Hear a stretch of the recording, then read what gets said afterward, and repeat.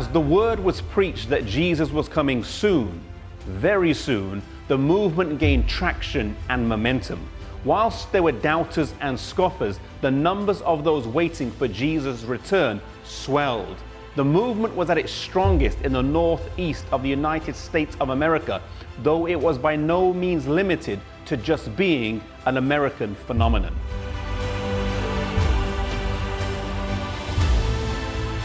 Before the days of email and internet communications, God's Spirit was moving on different people around the world as they studied His Word and came to similar conclusions. In England, a preacher named Edward Irving proclaimed the soon return of Jesus. In Germany, Johann Bengel. In South America, Manuel de la Cunza. This was a worldwide revival, fulfilling the text in Daniel 12 verse 4 that says, at the time of the end, men would run to and fro and knowledge would be increased. Knowledge of the Bible, but in particular, knowledge of the books of Daniel and Revelation.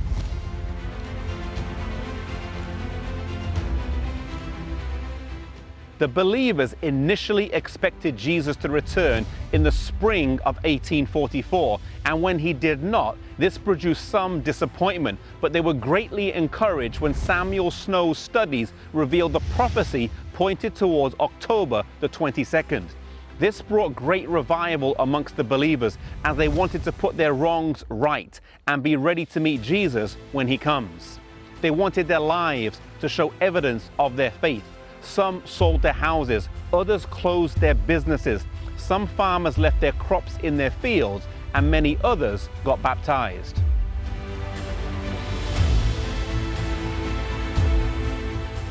Charles Fitch was a minister who baptized many people in the autumn of 1844, and unfortunately on one occasion, because there were so many people to baptize and he spent so long in the chilly New England waters, he caught pneumonia.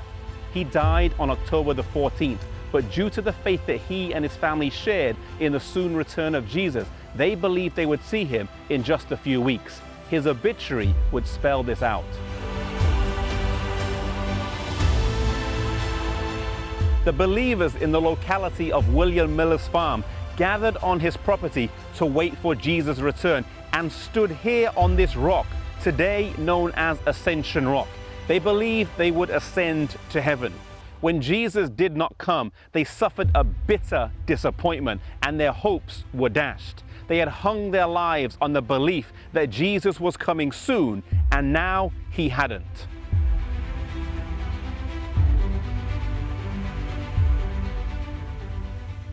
Was their faith in vain? Was it presumption? Could they recover from the embarrassment, ridicule, and shame they would face? Henry Emmons later said, "I waited all Tuesday, and dear Jesus did not come. I waited all the forenoon of Wednesday, but after 12 o'clock I began to feel faint. My natural strength was leaving me very fast, and I lay prostrate for 2 days without any pain, sick with disappointment." Hiram Edson later commented, "Our fondest hopes and expectations were blasted, and such a spirit of weeping came over us as I have never experienced before. It seemed that the loss of all earthly friends could have been no comparison. We wept and wept till the day dawned."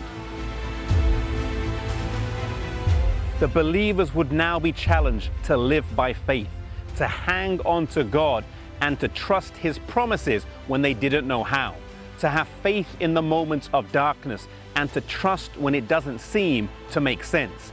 This would be their test, and it's a test that comes our way as well. Let us remember when it does, that His eye is on the sparrow, and He watches over us in the good times as well as in the tough times.